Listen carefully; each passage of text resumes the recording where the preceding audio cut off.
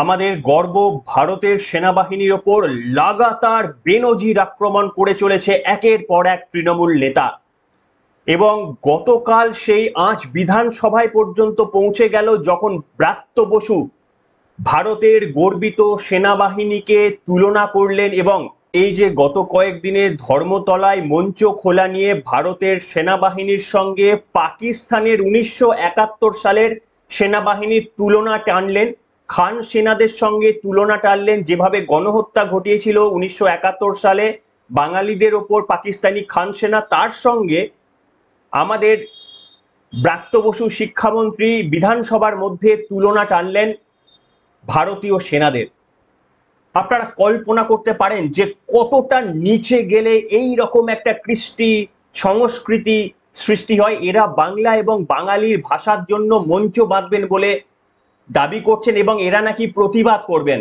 ব্রাত্য বসু যে ভাষায় বিধানসভার মধ্যে কথাগুলো বলেছিলেন সেটাও বাংলাই ভাষা, আর সেই বাংলা ভাষাতে আমাদের গর্বিত সেনাবাহিনীকে গণহত্যাকারীদের সঙ্গে তুলনা করতে দ্বিধাবোধ করলেন না ব্রাত্য বসু। আর আজকে আপনারা পশ্চিমবঙ্গের মানুষ, ভারতবর্ষের মানুষ যারা আমার এই ভিডিওটা দেখছেন, যদি এতটুকু কৃতজ্ঞতা বোধ থাকে, যাদের জন্য রাত্রিরে আপনারা নিশ্চিন্তে ঘুমাতে পারেন, তাদেরকে যখন গণহত্যাকারী হিসেবে তুলনা করছে একটা সরকার, বিধানসভার মধ্যে দাঁড়িয়ে কোনো রাজনৈতিক ব্যক্তিগত স্লোগান নয়, সেই জায়গাতে যদি আপনাদের মধ্যে থেকে প্রতিবাদ নেমে না আসে, তাহলে ক্ষুদিরাম বসুর জন্মদিনে কিংবা স্বাধীনতা দিবস উদযাপনে দয়া করে বাড়ির মাথায় পতাকা তোলার আগে দুবার ভাববেন, কিংবা ক্ষুদিরাম বসুর আত্মবলিদানের জন্য নিজেকে গর্বিত বলে মনে করার আগে দুবার ভাববেন যে আপনি এর প্রতিবাদ করেননি। আজকে পুরো বক্তব্য আপনাদের সামনে শোনাবো। আমার মাথায় লজ্জায় কেটে গিয়েছে, আপনাদের প্রত্যেকেরই বোধহয় একই অবস্থা হবে পুরো প্রতিবেদনটা শুনলে। নমস্কার, ওয়েলকাম টু সিম্পল এসজিবিসি। আপনাদের সকলকে স্বাগত জানিয়ে শুরু করছি অত্যন্ত গুরুত্বপূর্ণ একটি খবর। আপনারা জানেন যে কয়েকদিন ধরেই একটা ঘটনা চলছে, পরিষ্কারভাবে সেনার তরফ থেকে বলে দেওয়া হয়েছে গান্ধী মূর্তির পাদদেশে সেখানে দুদিনের জন্য পারমিশন চাওয়া হয়েছিল তৃণমূল কংগ্রেসের পক্ষ থেকে, বাংলা বাঙালি বিদ্বেষ এই সমস্ত নিয়ে মঞ্চ বাঁধার জন্য। দুদিন পেরিয়ে যাওয়ার তো বটেই, 1 মাস পেরিয়ে যাওয়ার পরও সেই মঞ্চ যখন খোলা হয়নি, সেনাবাহিনীর তরফ থেকে জানানো হয়েছিল যে 2 দিনের বেশি 3 দিন হলে এটা কেন্দ্রের কাছ থেকে পারমিশন নিয়ে আসতে হয়, সামরিক দপ্তরের কাছ থেকে পারমিশন নিয়ে আসতে হয়, কিন্তু সেটা তারা আনেননি বলে সেনাবাহিনীর মতামত। তা সত্ত্বেও গায়ের জোয়ারি করে যখন সেনাবাহিনী পুলিশের সঙ্গে বারবার যোগাযোগ করে এটাকে খুলিয়ে দেওয়ার চেষ্টা করেছিলেন, যখন বিফল হয়েছিলেন, তারপরে নিজেরাই সেটা যখন খুলে দিয়েছিলেন, তা নিয়ে মুখ্যমন্ত্রী সটান পৌঁছে গিয়েছিলেন, এটা আপনারা জানেন। কিন্তু সেই ঘটনা নিয়ে বিধানসভার মধ্যে যখন আলোচনা হয়, ব্রাত্য বসু এই 26,000 চাকরি চুরি হয়ে যাওয়ার দায় নিজের ঘাড়ে তো নেবেন না। শিক্ষার অন্তর্জলি যাত্রা যখন পশ্চিমবঙ্গে প্রায় সমাপ্তির পথে, তার দায় তিনি নেবেন না। কিন্তু এই ভারতের গর্বিত সেনারা যারা একেবারে এসওপি মেনে, স্ট্যান্ডার্ড অপারেটিং প্রসিডিওর মেনে যারা কাজ করতে গিয়েছিলেন, তাদেরকে 1971 সালের গণহত্যাকারীদের সঙ্গে তুলনা করলেন এই ব্রাত্য বসু। উপস্থিত ছিলেন রাজ্যের মাননীয় মুখ্যমন্ত্রী, নীরব দর্শক। মঙ্গলবার অধিবেশন চলাকালীন শিক্ষামন্ত্রী বলেন, 1971 সালের 25শে মার্চ বাংলাদেশে যে সেনা অভ্যুত্থান হয়েছিল, যেভাবে নির্বিচারে বাঙালিদের হত্যা করা হয়েছিল, সোমবার কলকাতায় সেনাবাহিনীর ভূমিকা সেই ছবিটা আরও একবার মনে করিয়ে দিয়েছে। কি হয়েছিল 1971 সালের 25শে মার্চ?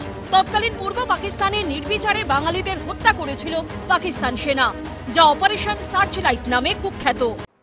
আপনারা সকলেই জেনে গিয়েছেন যে 1971 সালে, আপনারা জানেন, আমি খুব ছোট করে বলবো, আজকে ইতিহাস বলার দিন নয়।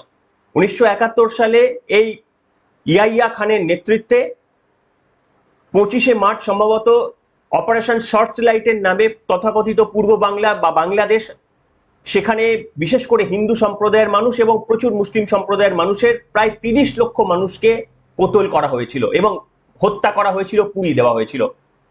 2 থেকে 4 লক্ষ মহিলাদের বলাৎকার করা হয়েছিল এবং প্রচুর মানুষ, 1 কোটি মানুষ ওই সময় চলে এসেছিল বাংলাদেশ টপকে ভারতে। এই ঘটনার সঙ্গে কোন ঘটনার তুলনা টানছেন?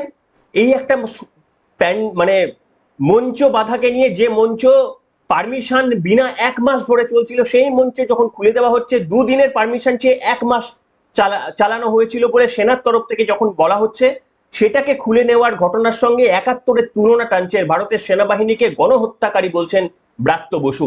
আর এই নিয়ে যখন প্রতিবাদ করেছেন বিরোধী দলনেতা শুভেন্দু অধিকারী, বলেছেন এই বক্তব্য, ব্রাত্য বসুর এই বক্তব্যটা রেকর্ড থেকে বাদ দিতে হবে।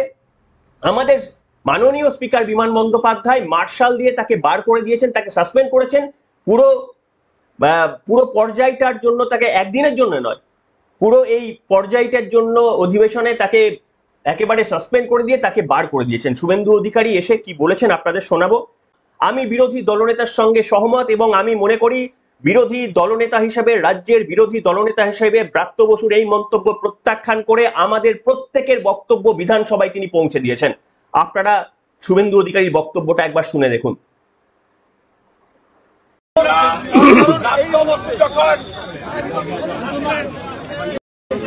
সামরিক বাহিনীকে, ইন্ডিয়ান আর্মিকে অপমান করেন, তাদের গায়ে রাজনীতির ছোঁয়া লাগান এবং বাংলাদেশে সামরিক অভ্যুত্থানের সঙ্গে ইন্ডিয়ান আর্মির তুলনা করেন।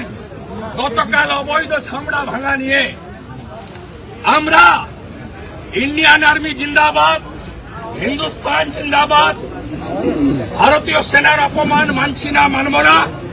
এবং এই ইন্ডিয়ান আর্মির সম্পর্কে উনার বক্তব্য বিবরণী থেকে বাদ দেওয়ার দাবি করেছিলেন। অরূপ বিশ্বাসের নির্দেশে এই স্পিকার বিমান ব্যানার্জি, যার মেরুদণ্ড নেই, তিনি অরূপ বিশ্বাসের কথায় অফিসিয়াল প্রস্তাব না এনে তার চেয়ার থেকে তিনি বিরোধী দলনেতাকে সাসপেন্ড করেন। আমি প্রাউড, রামপুরহাটের বক্তব্যে মুসলমান মহিলা শিশু পুরানোর জন্য প্রতিবাদ করতে গিয়ে আমাকে সাসপেন্ড করেছিল। পরবর্তীকালে দেবী দুর্গার মূর্তি ভাঙা নিয়ে আমাকে সাসপেন্ড করেছিল। আজকে ভারতীয় সেনার হয়ে বলার জন্য, ভারতীয় সেনাকে অপমান এবং রাজনীতিকরণের বিরুদ্ধে আওয়াজ তোলার জন্য বিরোধী দলনেতাকে সাসপেন্ড করা হয়েছে। আমি গর্বিত ভারতীয়, আমি আমার সেনার জন্য গর্ব অনুভব করি। এবং শুনলেন, আমি এইখানে একেবারে সঠিক বিরোধী দলনেতা তিনি কাজ করেছেন। আমাদের বক্তব্যগুলো আমরা থাকলে, আমি থাকলে এই একই বক্তব্য বলতাম, প্রতিবাদ করতাম। আমার বিশ্বাস আপনারা প্রত্যেকেই থাকলে প্রতিবাদ করতেন। এই সরকারের এই স্ট্যান্ডের বিরুদ্ধে আমরা প্রতিবাদ করতাম। আজকে বিরোধী দলনেতা আমাদের প্রতিনিধি হয়ে সেই কাজটা করে দেখিয়েছেন। এতে যারা অনিরপেক্ষ ভাবতে চান, তারা ভাবতে পারেন। আমার দায়বদ্ধতা নেই তাদের ওপর, তার কারণ সততাটাও একটা পক্ষপাতিত্ব, আর আমি সততার পক্ষপাতিত্বে বিশ্বাসী। সেটা যদি বিজেপির সঙ্গে মিলে যায় তাহলে বিজেপির হয়ে বলবো, যদি তৃণমূলের সঙ্গে কোনোদিন মেলে, এই জীবনে মিলবে বলে মনে হয় না, তাহলে যদি কোনোদিন হাইপোথেটিক্যালি মেলে তাহলে সেদিন তৃণমূলের হয়েও বলবো। আমি এইখানে আপনাদের সামনে বলবো যে সুকান্ত মজুমদার তিনি বলছেন যে মাননীয় মুখ্যমন্ত্রী যদি মনে করেন যে তাকে দেখে ভারতীয় 200 জন সেনাবাহিনী পালিয়ে যাচ্ছে, 200 জন নাকি ভারতের জওয়ান সেনাবাহিনী মুখ্যমন্ত্রী মমতা বন্দ্যোপাধ্যায়কে দেখে পালিয়ে যাচ্ছে, আমি শুধু ওনার ভাষা কোট করছি। সুকান্ত মজুমদার বলেছে তাহলে পাকিস্তানের মুখ্যমন্ত্রীর বেশি প্রয়োজন, আসিফ মুনিরের বেশি প্রয়োজন। আমি সহমত নয় সুকান্ত মজুমদারের এই বক্তব্যের সঙ্গে, কিন্তু তিনি কি বলেছেন আমি এই জায়গাটা শোনাবো আপনাদের। মমতা বন্দ্যোপাধ্যায়কে তো পাকিস্তানের হায়ার করে নিয়ে যাওয়া উচিত। মমতা বন্দ্যোপাধ্যায়কে দেখে যদি 200 ভারতীয় সেনা পালিয়ে যায়, মমতা বন্দ্যোপাধ্যায়ের এখানে মিস ইউজ হচ্ছে। ওনার পাকিস্তানে যাওয়া উচিত, আসিফ মুনিরের সাথে সাহায্য করা উচিত ওনাকে। ভারতীয় সেনা কাউকে ভয় পায় না, ওনার মতো লোককে তো ভয় পাওয়ার কোনো প্রশ্নই নেই। তো মমতা বন্দ্যোপাধ্যায়কে তো পাকিস্তানের হায়ার করে নিয়ে যাওয়া উচিত। শুনলেন, আসিফ মুনিরের নাকি বেশি প্রয়োজন মমতা বন্দ্যোপাধ্যায়ের, এই জন্যই নাকি পাকিস্তানে জনপ্রিয় হয়ে যাচ্ছে তৃণমূল কংগ্রেস বলে অনেকেই মনে করছেন। কিন্তু প্রশ্ন হচ্ছে, আমি সহমত নয় রাজ্যের মাননীয় মুখ্যমন্ত্রী সম্পর্কে এই ধরনের বক্তব্য আমি ব্যক্তিগতভাবে সমর্থন করি না। যেটা সুকান্ত মজুমদার বললেন সেটুকুই শুধু দেখালাম আপনাদের সামনে। এই জায়গায় দাঁড়িয়ে আমি আপনাদের সামনে আরো বেশ কিছু ঘটনা বলবো। গতকাল আপনারা জানেন মহাকারণের রাস্তার কাছাকাছি সেখানে একটা পুলিশ, মানে সেখানে সেনাদের একটা গাড়ি আসছিল এবং সেটা মাইনার একটা সিগন্যালিং এর প্রবলেমের জন্য সেখানে সিপির একটা গাড়ি ছিল, যদিও সিপির গাড়িতে কোনো রকমেরই কিন্তু ব্লু লাইট বা রেড লাইট এরকম কোনো ছিল না। কাজে সেনার একটা ছোট্ট প্রবলেমের জন্য, মানে সিগন্যালিং এর প্রবলেমের জন্য কলকাতা পুলিশ তড়িঘড়ি সিসিটিভি ফুটেজ বার করে দিলেন। ফুটেজ বার করে সরাসরি সেনার উপর কতটা তারা ভুল করেছে, কি মারাত্মক ভুল করেছে বলে তারা খবর চাউর করলেন। এমনকি আমাদের এই তাবেদার সংবাদ মাধ্যমগুলো, আনন্দবাজার পত্রিকার একটা খবর আপনাদের সামনে আমি দেখাতে চাইবো।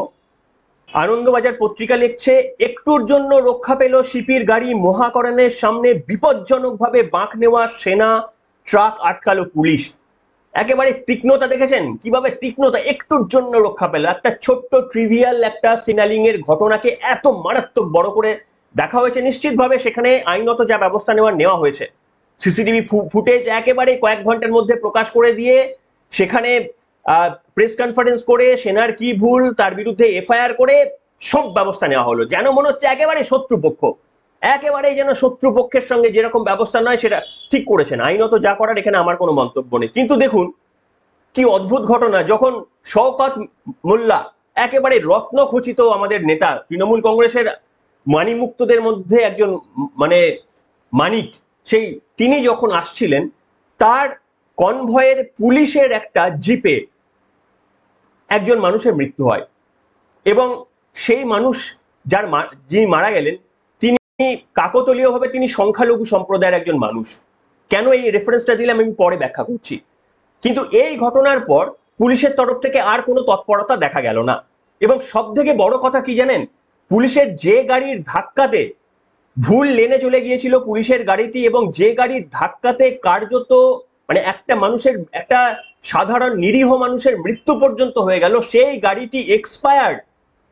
সেই গাড়িটির রেজিস্ট্রেশন এক্সপায়ার হয়ে গিয়েছে 2024 সালে। এক্সপায়ার হওয়া গাড়ি নিয়ে একটা লোককে মেরে দিচ্ছে পুলিশের তরফ থেকে। সিসিটিভি ফুটেজ অন্তত আমি খবর রেকর্ড করা পর্যন্ত বেরোলো না। অথচ সেনাবাহিনী একটা ছোট্ট সিগন্যালিং এর ভুল করেছে, সেটা নিয়ে এত বড় করে রণংদেহী মনোভাব পোষণ করলো। এখানে রাজ্য সরকারের মনোভাবই যেন পুলিশের মনোভাবের মধ্যে প্রকাশ পেয়ে যাচ্ছে। রাজ্য সরকার যা চাইছে পুলিশ সেইভাবেই কাজ করছে। এবং আমি এইখানে আরো একটা তথ্য আপনাদের সামনে দিতে চাইবো। দেখুন, আপনারা জানেন, দেখুন সিগন্যালিং, এই যে কনভয়ে যে এই মৃত্যুর ঘটনাটা, এটা সম্পূর্ণরূপে পুলিশের মানে দায়ভার নেওয়া উচিত। শওকত মোল্লার থেকে পুলিশের দায়ভার বেশি, কারণ শওকত মোল্লার কনভয় মানে তার গাড়িতে হয়নি। শুভেন্দু অধিকারীর সময়ও কিন্তু এই একই ধরনের অনেক মানে একটা ঘটনা আমার মনে পড়ে হয়েছিল বছর 2-3 আগে। শুভেন্দু অধিকারীর কনভয়েও একজন পথচারীর, একজন সাইকেল আরোহীর মৃত্যু হয়েছিল এবং সেই সাইকেল আরোহী কাকতালীয়ভাবে তিনি মুসলিম ছিলেন। এই ঘটনাটিকে কেন্দ্র করে নোংরা রাজনীতিতে তৃণমূল কংগ্রেস প্রচার করতে শুরু করে দিয়েছিল যে বিজেপি কতটা উগ্র, সংখ্যালঘুদের পর্যন্ত এই রকম ভাবে তাদের আচরণ করছে।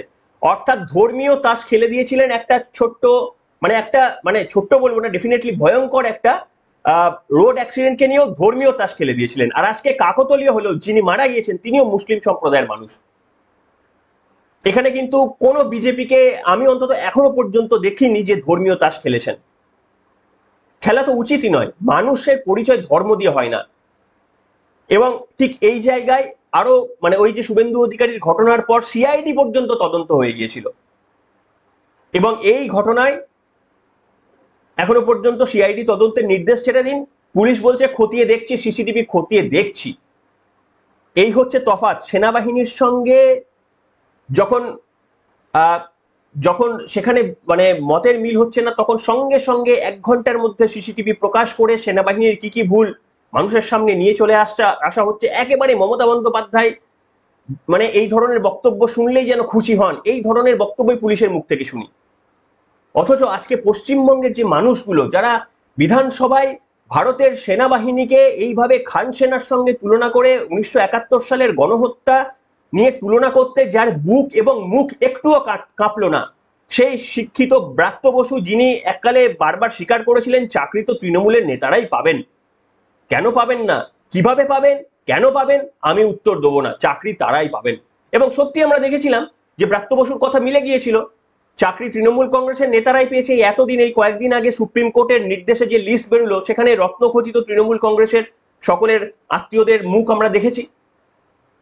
এহানব্রাত্য বসু তিনি ভারতের সেনাবাহিনীর ওই মঞ্চবাদার ঘটনাটাকে তুলনা করছেন 1971 সালের খান সেনাদের অত্যাচার, যেখানে 30 লক্ষ বাঙালি হিন্দুদের এবং কিছু মুসলিমদের, একটা বড় অংশের মুসলিমদেরও যেখানে হত্যা করা হয়েছিল, 4 লক্ষ নারীর ধর্ষণের শিকার হয়েছিল, 1 কোটি মানুষ ওপার বাংলা থেকে এপার বাংলায় চলে এসেছিল। এই এত বড় পৃথিবীর বড় বৃহত্তম একটা ঘটনাকে একটা মঞ্চ বাঁধার সঙ্গে ঘটনার সঙ্গে তুলনা করছেন ব্রাত্য বসু। সেটাকে নিয়ে যখন প্রতিবাদ করছেন বিরোধী দলনেতা শুভেন্দু অধিকারী, তাকে বের করে দেওয়া হচ্ছে, সাসপেন্ড করে দেওয়া হচ্ছে। এইটা পশ্চিমবঙ্গের এই মুহূর্তে বর্তমান পরিবেশ এবং পরিস্থিতি। এই পশ্চিমবঙ্গের বর্তমান পরিস্থিতিতে আপনারা কতজন তৃণমূল কংগ্রেসের এখনো সমর্থক? ভারতীয় সেনাবাহিনীকে পাকিস্তানের খান সেনার সঙ্গে তুলনা করার পরও আপনাদের মধ্যে কতজন তৃণমূলী সমর্থকরা রয়েছেন যারা এখনো পর্যন্ত মনে করেন যে আপনারা গর্বিত তৃণমূল? আপনারা হতেই পারেন, কিন্তু কোন লজিক সেটা আমরা বোঝার চেষ্টা করছি। কোন সাইকোলজিক্যাল ব্যাকগ্রাউন্ডে, কোন লজিক্যাল ব্যাকগ্রাউন্ডে একটা রাজনৈতিক দল যারা বিধানসভার মধ্যে বলতে পারে যে খান সেনা, পাকিস্তানের এই ভয়ঙ্কর খান সেনা, এই অত্যাচারের সঙ্গে আমাদের এই গান্ধী মূর্তির পাদদেশে ভারতীয় সেনাবাহিনীর ওই খুলে ফেলার ঘটনাটাকে যদি তুলনা করা হয়, তো কত বড় ভয়ানক সেই ঘটনা আপনারা একবার কল্পনা করে দেখুন। এনিওয়ে, আপনাদের মতামত লিখে জানাবেন। দিনের পর দিন যে জায়গায় চলে যাচ্ছি, মাঝে মাঝে মনে হয় যে আমরা কি ভারতেরই অঙ্গ, নাকি আমরা আরো একটা প্রতিবেশী দেশ হয়েই গেলাম। ঠিক যেমন আমরা দেখি বাংলাদেশের সঙ্গে ভারতের ঝামেলা, বাংলাদেশ যেভাবে ভারতের বিরুদ্ধে কথা বলে, পাকিস্তানের সঙ্গে ভারতের ঝামেলা, পাকিস্তানের নেতামন্ত্রীরা যেভাবে ভারতের বিরুদ্ধে কথা বলে, আজকে যেন দেখতে পাচ্ছি এই পশ্চিমবঙ্গের নেতামন্ত্রীরা ভারতের সম্পর্কে এই একই ধরনের মনোভাব পোষণ করছেন। মহুয়া মৈত্র বলছেন যে ভারতে কেউ থাকতে চায় নাকি, এখন তো বাংলাদেশের জিডিপি বেশি, বাংলাদেশের হেলথ সেক্টরে অনেক বেশি গ্রোথ, বাংলাদেশে লোকে প্রেফার করছে। মহুয়া মৈত্র বলছেন অমিত শাহের কাটা মুন্ডু টেবিলে রাখতে হবে। এবং ব্রাত্য বসু বলছেন খান সেনারা খান সেনারা 1971 সালে যে ঘটনা ঘটিয়েছিলেন তার সঙ্গে এই গান্ধী মূর্তির পাদদেশে সেনাবাহিনীর মঞ্চ খোলার তুলনা করছেন। আজকে আমরা ভাবছি যে আমরা কি পশ্চিমবঙ্গ নতুন একটা দেশে পরিণত হয়ে গেল, আর আমাদের বাকি ইনস্টিটিউশনস গুলো যারা রয়ে গিয়েছে তারা চুপ। শুধুমাত্র একটা সরকার, তাও আবার ওই অস্বচ্ছ ভোটার লিস্টে কারচুপি করে খুন দাঙ্গা করে জিতে আসা একটা সরকার, মানুষের ম্যান্ডেট পেয়েছেন বলেই যা ইচ্ছা তাই করতে পারবেন, সেনাবাহিনী নিয়ে যা ইচ্ছা তাই বলতে পারবেন। আর এই প্রত্যেকটা ঘটনা যেহেতু প্রত্যেকটা একটা মেজরিটি পেয়েছে একটা দল, তাই বাদবাকি ইনস্টিটিউশন চুপ থেকে যাবে। এই ঘটনা যদি ঘটে তাহলে আমি আপনাদের সামনে বলছি ভারত খুব তাড়াতাড়ি বিশৃঙ্খলময় দেশে পরিণত হয়ে যাবে। বিজেপি সবসময় তো কেন্দ্রে থাকবে না। একবার কল্পনা করে দেখুন, রাজ্যে থেকে যদি এই রকম ঘটনা ঘটাতে পারে, এরা যদি কেন্দ্রে যায়, তাহলে ভারতের আইন, ভারতের সেনাবাহিনীকে এরা কোন খাতে চালিত করতে পারে একবার ভেবে দেখুন। তৃণমূল কংগ্রেস নয়, আপনি কংগ্রেসকে ভুলে যাবেন না, আপনি সমাজবাদী পার্টিকে ভুলে যাবেন না, আপনি অন্যান্য রাজনৈতিক দলগুলোকে ভুলে যাবেন না। এদের সবার মোটামুটি এক। সেই জন্য কোনো রাজনৈতিক দল অন্য রাজনৈতিক দলের কোনো কুৎসিত আক্রমণকে প্রতিবাদ করেন না। আজকে যখন রাহুল গান্ধীর সভা থেকে নরেন্দ্র মোদীর মাকে নিয়ে কুৎসিত আক্রমণ করা হয়, তৃণমূলের মুখ থেকে একটি প্রতিবাদের বক্তব্য আপনারা শুনবেন না। অত্যন্ত ভয়ঙ্কর জায়গার দিকে যাচ্ছি। আজকে আপনারা যদি সচেতন না হন, তাহলে পশ্চিমবঙ্গকে রক্ষা করা অত্যন্ত কঠিন হয়ে পড়বে। যারা ভাবছেন যে এটা ইম্পসিবল হতে পারে না, হয়তো 1 দিন 2 দিন 6 মাস 1 বছর নয়, তারপরে কি হবে বাকিটা সময় বলবে। এখনকার মতো এখানে।